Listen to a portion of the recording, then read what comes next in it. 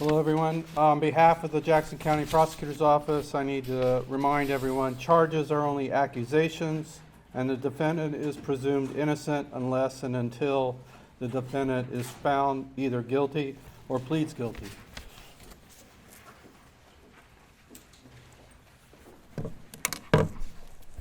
Okay, welcome everyone.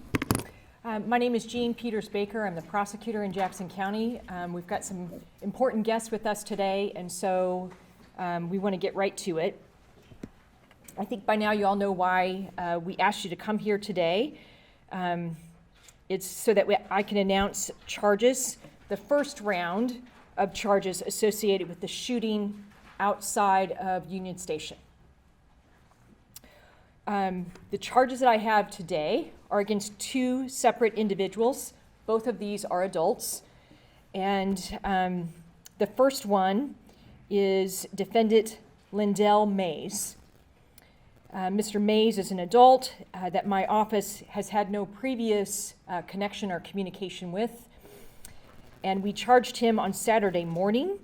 We asked for the charges in his case associated with this event to be sealed, as that investigation was so active and ongoing.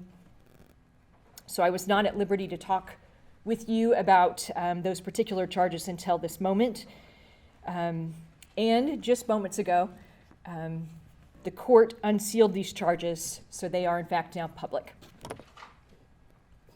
Now today, regarding Mr. Mays, he is in custody and he faces the following charges: murder in the second degree, felony murder, the underlying felony of unlawful use of a weapon, and this is, of course, an A felony, the highest charge that Missouri has available, and it brings up to a life sentence. There are another count of unlawful use of a weapon for shooting at a person. That is the Class B felony, and the sentence range is up to 15 years on that particular count under Missouri law. And then there are two associated armed criminal action charges. Mr. Mays is being held on a $1 million bond. Now I'm going to go to the second individual that we have charged. That individual is Dominic Miller.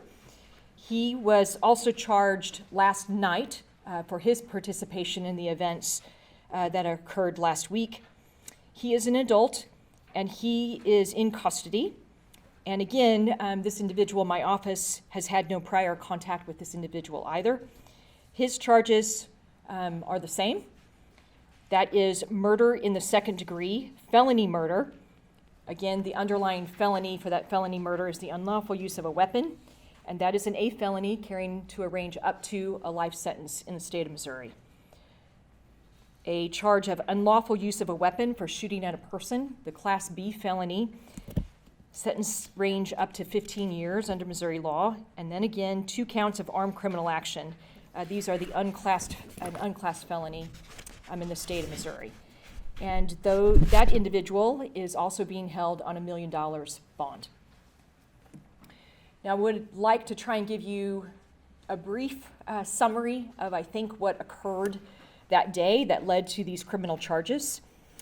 From the evidence, it appears that defendant Mays, that's the first person I read off charges on. Defendant Mays was in a verbal argument with another individual. And the evidence does not reflect in these early moments that there was any prior history between these individuals, Mays and the individual he was in some kind of verbal dispute with. There was no connection to each other, those two individuals. Now, that argument very quickly escalated to Mays drawing his firearm, a handgun. Mays pulled his handgun first. Almost immediately, others pulled their firearms. Defendant Miller was one of those individuals. While both adults are charged with murder, the evidence tells us that it was Mr. Miller's firearm. Mr. Miller's firearm struck Lisa Lopez Galvin. So that's just two individuals. And I think as we all stand here, This investigation is still very, very active and ongoing, and we're going to probably quickly leave this room and go right back to that so that everybody understands what's next. But I do want you to understand, we seek to hold every shooter accountable for their actions on that day. Every single one. So while we're not there yet on every single individual, we're going to get there. And you're going to have questions. You're, I'm sure, going to ask me many questions about this case, about other people's responsibility level, and we are not going to be able to answer those questions for you today. But the most important thing I want you to hear is that we are not done yet. We are not done yet. Now, normally when I stand at podiums like this, we're really just getting started, you know, because a case carries on usually for a couple of years before I can get to a disposition. But vitally important to us, there's another kind of call out, I think, to community on this particular case. I'm asking for individuals to help us who were at the rally, and they may have additional information to provide. Specifically, we're looking for individuals who suffered wounds from their trying to escape. A stampede occurred as people tried to flee. Once gunfire started, there's a lot of video that's already out there showing people literally fleeing in those moments. We are aware of all of those individuals who had gunshot wounds. We are interested in anyone in the fleeing of this event that maybe fell down, you were trampled, you sprained an ankle, you broke a bone. All of those are the individuals that we'd like to hear from. And do we have a phone number yet that we could give them for them to contact? And I'm sorry about that. We were still trying to pull this part together as quickly as we could. The main number to homicide, 234-5043. All right, 816-234. 5043. 5043. So any individual, whether or not you report it to a hospital or not, we would like to know, if you suffered additional wounds from this incident.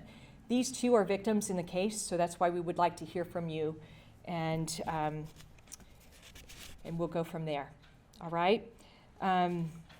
Okay, there are other issues today that I'm not going to go into and not going to address at this podium. That is whether or not there are additional law changes that are needed. There'll be a day for that discussion. It sure is not today and not at this podium for right now. Okay, I have spoken with the Lopez family, and they could not be here today, and certainly chose not to be here today because it is the view of their family that they want to focus on the memorial for Lisa. And I think we certainly understand that, and we want to support them in all ways that we know how to do that. But they did send a statement. I will send this statement out. It's a little bit long. I'm going to go ahead and read it to you now, but we'll send it after today's press conference so that you have their statement. On behalf of the Lopez Galvin family, we are grateful to the Jackson County Prosecutor's Office, led by Jean Peters Baker and her amazing team of highly experienced and dedicated prosecutors. We also want to thank the Kansas City, Missouri Police Department and all other law enforcement departments involved in this investigation. The effort and dedicated hours spent to expeditiously investigate this senseless act of violence is extremely commendable. It is reassuring for our family and the entire community to know that this joint team effort has resulted in the identification of the suspects involved. Though it does not bring back our beloved Lisa, it is comforting to know that the Jackson County Prosecutor's Office and the KCPD made it a top priority to seek justice for Lisa, the other shooting victims, and those who had to witness this tragedy unfold in the Kansas City community. Like I said, we will make that available to you in just a bit, so you will have more information. Okay. If I could just just a quick moment here to give some thanks to some individuals. You know, they're not here. That's the investigative team that I've been able to work with, that all work at the direction of Chief Graves. I am so very, very grateful to work with you and to work the way that we have been able to on this particular case. You've worked as professionals. You've opened your door to me and my team from the very earliest moments.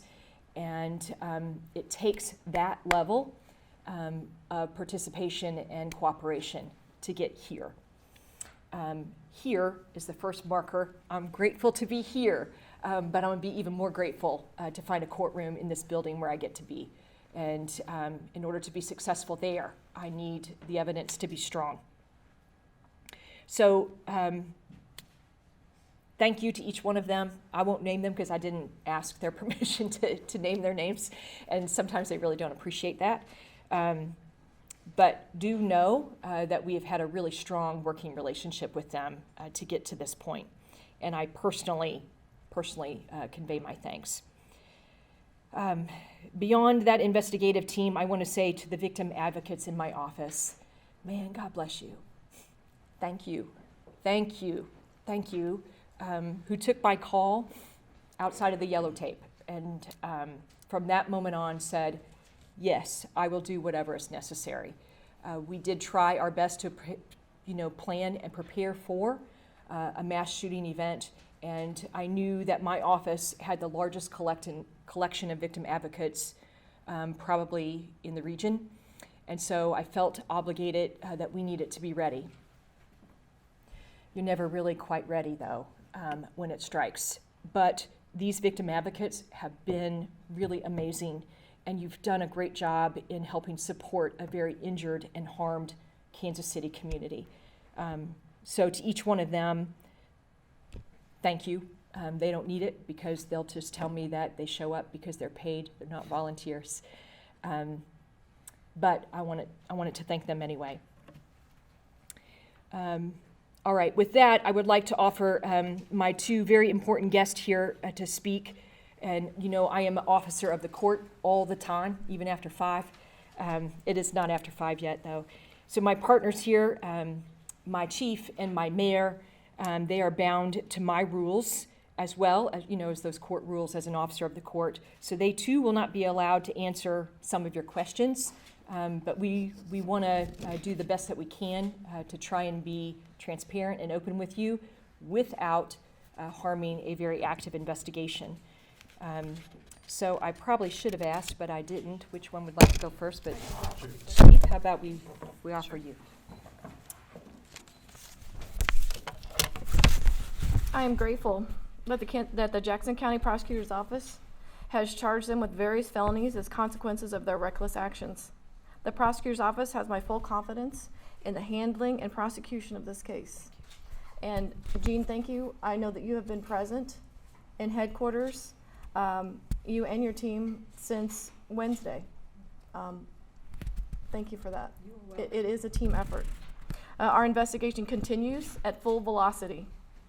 Teams of detectives are working non-stop to ensure that anyone else responsible for the shooting is apprehended and that they receive the maximum punishment allowed by law. Thank you, Chief. I'll say very briefly that lawlessness and criminality will never be tolerated in Kansas City. From the beginning of the incident on Wednesday, Chief Graves, her officers, our command staff, and others were working nonstop to make sure that we could find the assailants, to make sure that there would be persons brought to justice as swiftly as possible.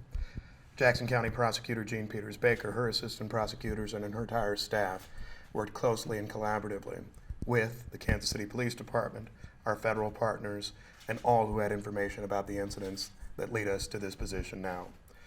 We recognize that for the people of Kansas City to feel safe, for us to deter criminal activity and to ensure valid and appropriate punishment, consequences must be swift, certain, and severe.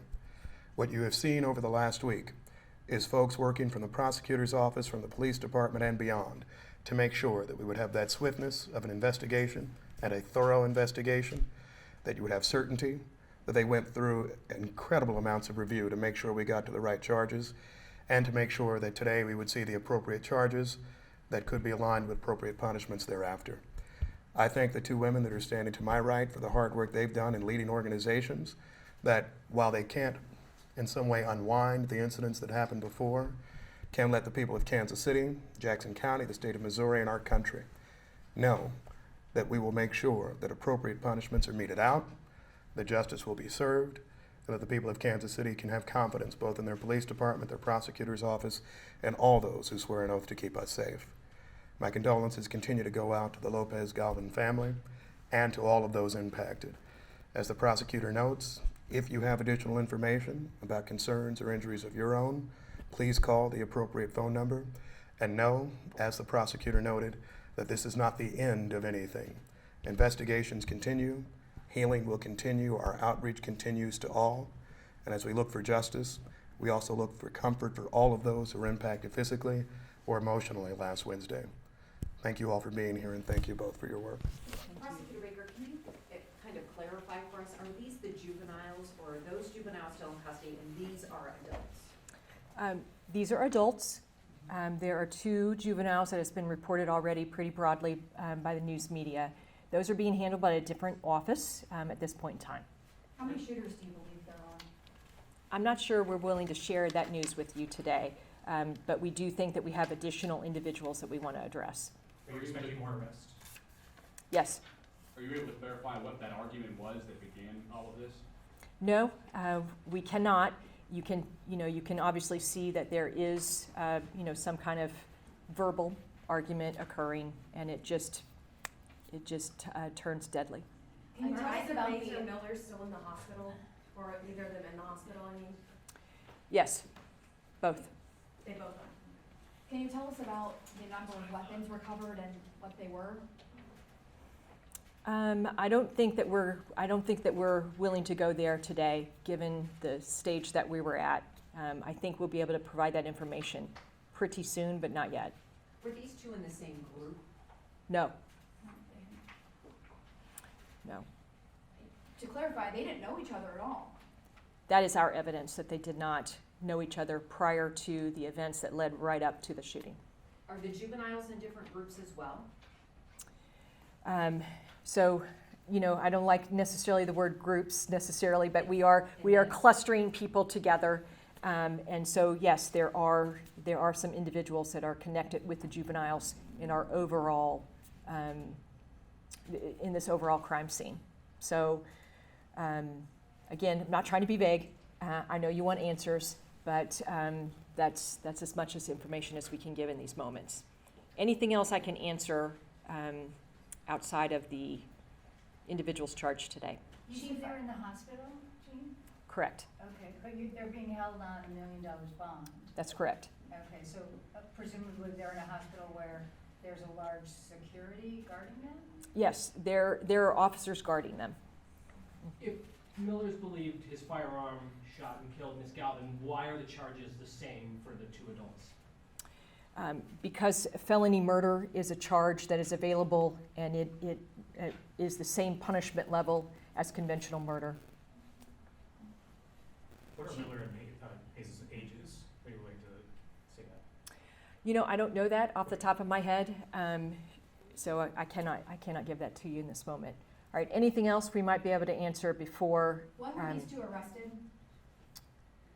I think both of them, because they have been hospitalized for injuries, that they have been in custody since, or not technically in custody, but they've been at a hospital receiving treatment since the beginning of this event. Have they been released since? No, So these individuals still in the hospital, correct?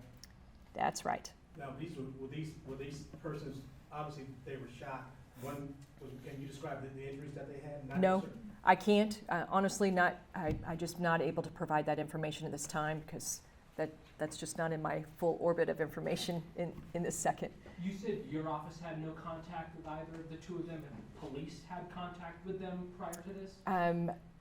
Not that I am aware of. I believe one of them may have had some other incident at a city level, not in Kansas City. Okay. Chief, just 1 month ago, you were doing a press conference about the amount of homicides we've had. You said we have a culture of gun violence in Kansas City. Can you speak to that now that we are here? The statement that I made then stays the same. And if you look at some of our homicides that we had last year, 67 of them were from an argument. I think that speaks for itself. Okay, look, we appreciate all of you. Mayor, I'm sorry, did I cut you off? So just to clarify, these are adults, were they working in concert with the two juveniles? What is their relationship between those who are currently in custody? I'm not going to provide that information at this time, Glenn, but thank you for asking.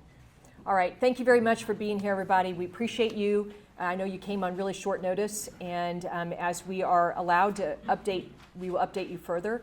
There will be additional information that goes out through the another press statement by my office. That would be the statement of the Lopez family, and also the number to contact if you have sustained any other kind of injury outside of a gunshot injury in the stampede leaving this event. All right? Thank you so much, everybody. We appreciate you.